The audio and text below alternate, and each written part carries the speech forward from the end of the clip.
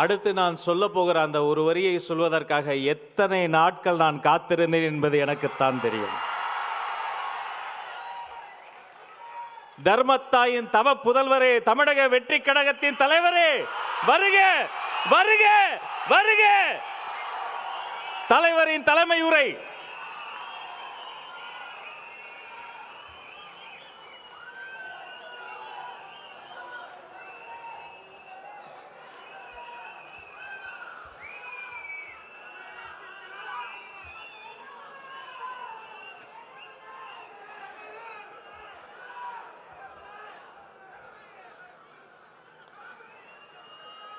என் நெஞ்சில் குடியிருக்கும்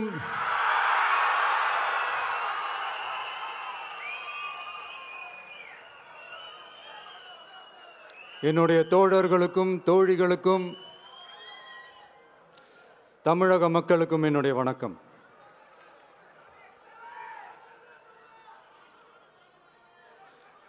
நம்ம குடும்ப உறவுகளை இழந்ததுனால சொல்ல முடியாத வேதனையிலும் வலியிலும் இவ்வளோ நாளாக இருந்தோம். அப்படிப்பட்ட அந்த சூழல்ல நம்ம சொந்தங்களின் மனம் பற்றி இருக்க வேண்டியது நம்மளுடைய கடமை. அதனால தான் அவங்களோட சேர்ந்து அமைதி காத்து வந்தோம். ஆனால் இப்படி அமைதி காத்து வந்த நேரத்தில் நம்மளை பற்றி வன்ம அரசியல் வலைகள், அர்த்தமற்ற அவதூறுகள்னு இந்த மாதிரி நிறையா விஷயங்கள் நம்மளை பற்றி பின்னப்பட்டன, பரப்பப்பட்டன. இது எல்லாமே சட்டம் மற்றும் சத்தியத்தின் துணை கொண்டு துடைத்து எறிய தான் போகிறோம்.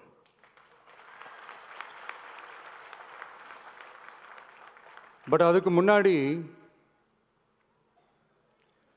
தமிழக சட்டமன்றத்தில் நமக்கு எதிராக நிகழ்த்தப்பட்ட ஓர் உரைக்கு ஒரு நாகரிக பதிலடி கொடுக்கணும்னு நான் நினைக்கிறேன்.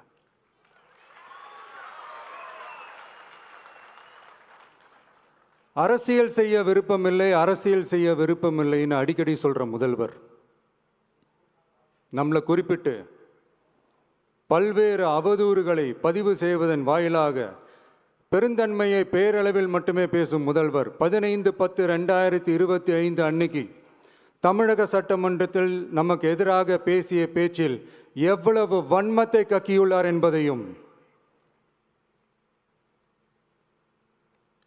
எப்படிப்பட்ட ஒரு அரசியல் செய்ய முயல்கிறார் என்பதையும் தமிழக மக்கள் உணராமலா இருப்பாங்க?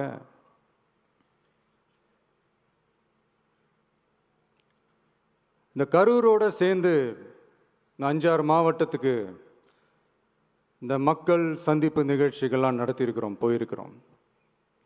அங்கெல்லாம் இந்த லாஸ்ட் மினிட் வரைக்கும் எங்களுக்கு அந்த இடம் கொடுப்பாங்களா மாட்டாங்களா, பெர்மிஷன் தருவாங்களா மாட்டாங்களா, இப்படியே இழுத்து அடிச்சுக்கிட்டு இருப்பாங்க. தான் நாகப்பட்டினத்தில் சொன்னது மாதிரி தான். நாங்கள் ஒரு இடம் செலக்ட் பண்ணி கேட்போம், மக்கள் நல்லா ஸ்பேஷியஸாக நின்று பார்க்குற மாதிரி. பட் அவங்க அதையெல்லாம் ரிஜெக்ட் பண்ணிவிட்டு மக்கள் நெருக்கடியோடு நின்று பார்க்குற மாதிரி ஒரு இடத்த செலக்ட் பண்ணி எங்களுக்கு கொடுப்பாங்க. இது டிஃபால்ட்டாக எல்லா இடத்துலையும் இந்த ஒரு ஆர்கியூமெண்ட் நடந்துகிட்ருக்கோன்னு வைங்க. அது மட்டும் இல்லை, இந்தியாவிலேயே எந்த ஒரு அரசியல் கட்சி தலைவருக்கும் கொடுக்கப்படாத கண்டிஷன்ஸ். பஸ்ஸுக்குள்ளேயே இருந்து பார்க்கணும், மேலே கை காட்டக்கூடாது, இப்படிலாம் ஒரு அதீத கட்டுப்பாடுகளை கொடுத்த உடனே எங்கள் சைட்லேருந்து ஒரு அறிக்கையும் வெளியிட்டோம். அது மட்டும் இல்லை, தமிழக வெற்றி கழகம் சார்பாக அனைத்து கட்சிகளுக்கும் சமமாக ஒரு முறையான ஒரு பொது வழிகாட்டு முறைகள், SOPஸ்ன்னு சொல்லுவாங்க, அதையும் வழங்கணும்னு சொல்லி உயர் நீதிமன்றத்தையும் நாடி இருக்கணும். இதுவும் தமிழக மக்கள் உணராமலா இருப்பாங்க? இப்படி ஒரு அரசியல் காழ்ப்புடன், நேர்மை திறனற்று நம்மளை பற்றி குற்றம் சாட்டியுள்ள குறுகிய மனம் கொண்ட முதல்வர் அவர்களுக்கு ஒரு சில கேள்விகள். உச்சநீதிமன்றத்தில், அதாவது 13/10/2025 அன்னைக்கு உச்சநீதிமன்றத்தில் நடந்த அந்த விவாதங்களை வைத்தும் அந்தந்த உத்தரவுகளை வைத்தும் இந்த கேள்விகள். இப்படி பொய் மூட்டைகளாக நம்மளை பற்றி இந்த அவதூறுகளை அவிழ்த்து விட்ட முதல்வர் அவர்களுக்கும் திமுக அரசுக்கும் சார்பாக கோடிகளை கொட்டி அமர்த்தப்பட்ட அறிவார்ந்த வழக்கறிஞர்கள் அவங்க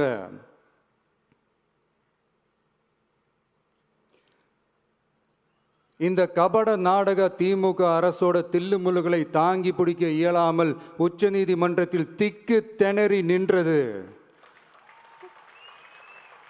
முதல்வர் அவர்களுக்கு மறந்துவிட்டதா? இந்த கரூர் சம்பவத்துக்கு அப்புறமே அவசரமா ஒரு தனிநபர் ஆணையம், அந்த தனிநபர் ஆணையத்தை அவமதிக்கிற மாதிரி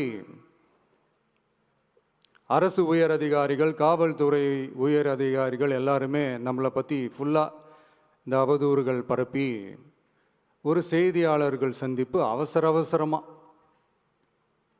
இதெல்லாம் ஏன் நடக்குது,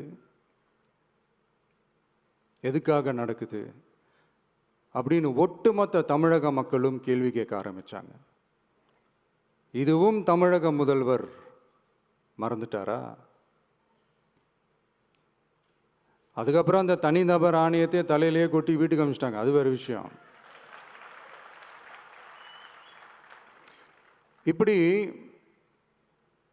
இப்படிலாம் கேள்வி கேட்ட உடனே ஏதாவது பதில் சொல்லி ஆகணும்ல. அதனால சட்டமன்றத்தில் பேசும்போது உண்மை நிலையை தெளிவுபடுத்தத்தான் அப்படின்னு ஏதோ இந்த சட்ட ரீதியாகவும் சத்தியத்திற்காகவும் நடந்தது போல ஏதோ சாமர்த்தியமாக பேசுகிறதா நினச்சி பேசியிருக்காங்க. இப்படி ஒரு 50 வருஷமாக பொது வாழ்க்கையில் இருக்கிற ஒருத்தவங்க ஒரு முதல்வர் அவர்கள் சொன்னது எவ்வளவு பெரிய ஒரு வடிகட்டின பொய், சப்பை கட்டுன்னு நான் சொல்லலை, உச்ச நீதிமன்றம் சொல்லியிருக்கிறாங்க.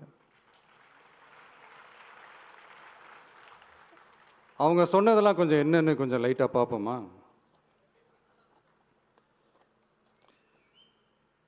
The comments which have been made before the media by the top officers of the police department may create doubt in the minds of the citizenry on impartiality and fair investigation.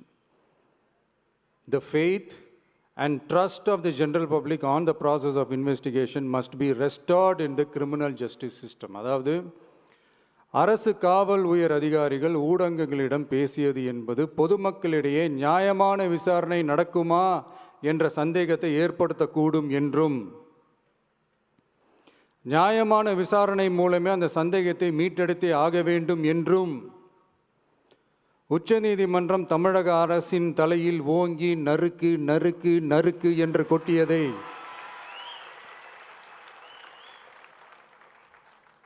முதல்வர் அவர்கள் மறந்துட்டாரா?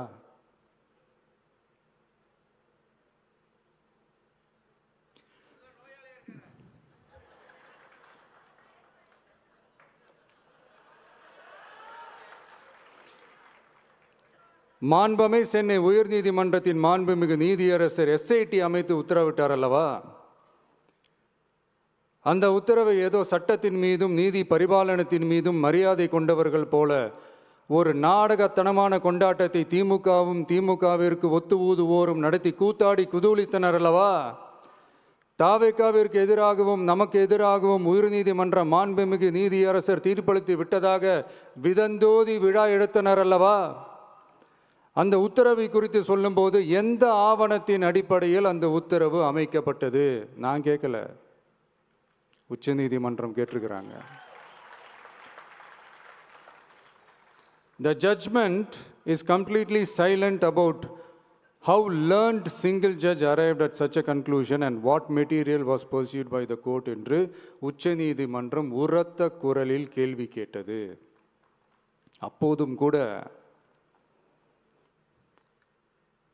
உச்சநீதிமன்றத்தில் திமுக அரசுக்காக வாதாடிய அறிவார்ந்த மூத்த வழக்கறிஞர்கள் பதில் சொல்ல இயலாமல் வாய் மூடி மௌனம் காத்ததை நாடே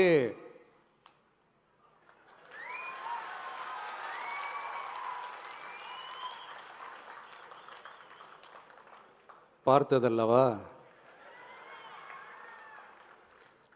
இதையும் முதல்வர் அவர்கள் மறந்துட்டாரா?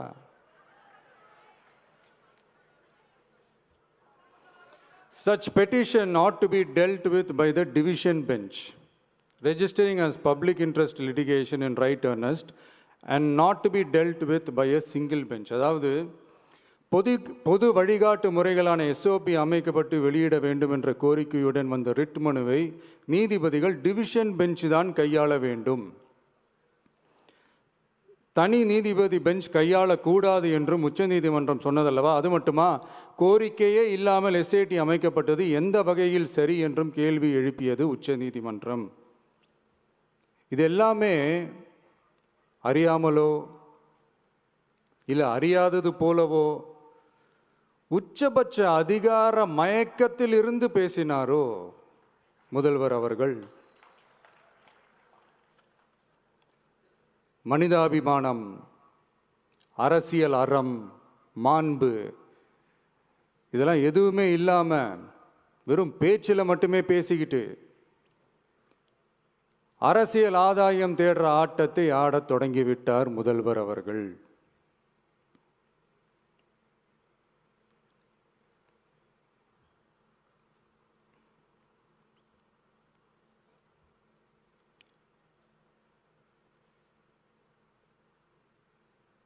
இதெல்லாம் என்ன அவங்களுக்கு புதுசா? என்ன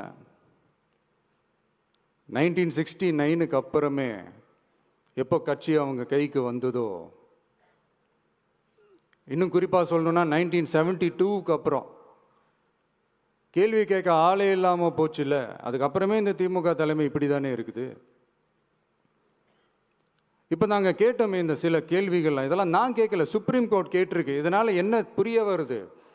இந்த கவர்மெண்ட் நடத்துகிற அந்த விசாரணை மேலே சந்தேகம் ஏற்படுதுன்னா அதுக்கு என்ன அர்த்தம்? உங்கள் மேலே நம்பிக்கை இல்லைன்னு அர்த்தம்.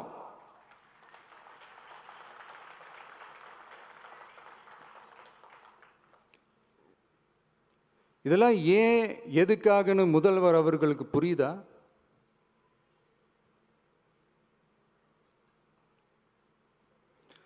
சுப்ரீம் கோர்ட் சொன்னதோட மட்டும் இல்லை, நிஜத்திலும் இன்னைக்கு மக்களுக்கு இந்த கவர்மெண்ட் மேலே இருக்கிற நம்பிக்கை மொத்தமாக மண்ணுக்குள் புதைந்து விட்டது. இதுவாவது முதல்வர் அவர்களுக்கு புரியுதா? புரியலனா 2026 தேர்தலில்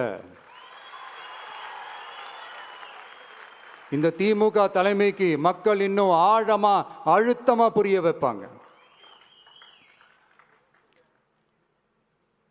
அப்ப கூட இவங்க என்ன பண்ணுவாங்க தெரியும்ல, 5 வருஷத்துக்கு ஒரு வாட்டி பழக்க தோஷத்தில் ஒரு அறிக்கை ஒன்று வெளியிடுவாங்களே, மக்கள் தீர்ப்புக்கு தலை வணங்குகிறோம் அப்படின்ட்டு அந்த அறிக்கையை வெளியிட்டுட்டு இப்போ அறிவாலயத்தில் போய் ஓடி ஒளிஞ்சுப்பாங்க. இப்பவே ரெடி பண்ணி வச்சுக்கோங்க அந்த அறிக்கையை. எப்படி? மக்கள் தீர்ப்புக்கு தலை வணங்குகிறோம்.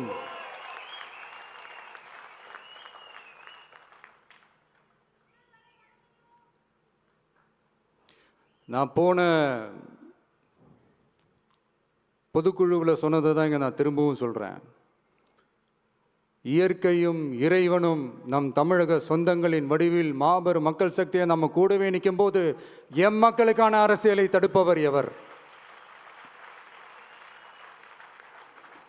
அதனால தோழர்களே, நமக்கு வந்திருக்கிற இந்த இடையூறு வெறும் டெம்பரவரி மட்டும்தான். எல்லாத்தையும் தகர்த்தெறிவோம், மக்களோட கை கோர்த்து நிற்போம், மக்களோட களத்தில் போய் நிற்போம். நம்ம பயணத்தில் தடம் மாறவே மாட்டோம். இப்பவும் சொல்றேன், 2026 2 பேருக்கு நடுவில் தான் போட்டியே. ஒன்று, இன்னொன்று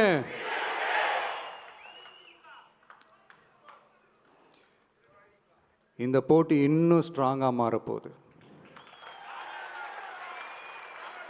100% வெற்றி நமக்கு.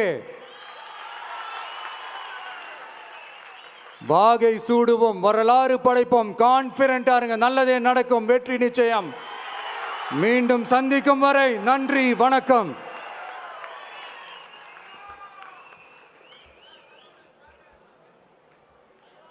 வெற்றி தலைவருக்கு ஒரு அரங்கம் நிறைந்த கரவொலியை பரிசாக தருவோம். 2026 வெல்வோம். நன்றியுரை